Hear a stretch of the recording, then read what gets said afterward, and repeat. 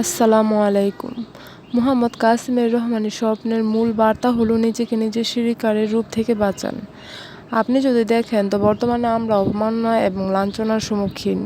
বিজাতিরা এবং বিধর্মীরা আমাদের এই অধঃপতন দেখে খুব খুশি।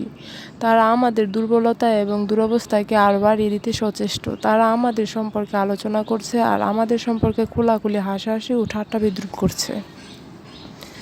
শুধু কি তাই, এই যে স্বপ্ন সম্পর্কে হাদিস আছে যা হযরত মুহাম্মদ সাল্লাল্লাহু আলাইহি ওয়াসাল্লাম বলেছেন, সত্য স্বপ্ন নবুয়তের ৪৬ ভাগের ১ ভাগ। অথচ আমাদের প্রিয় সন্তান সন্ততিরাও আজ ইসলামের পবিত্র রীতিনীতির সমালোচনা শুরু করেছে, এই সম্পর্কে হাসাহাসি করছে।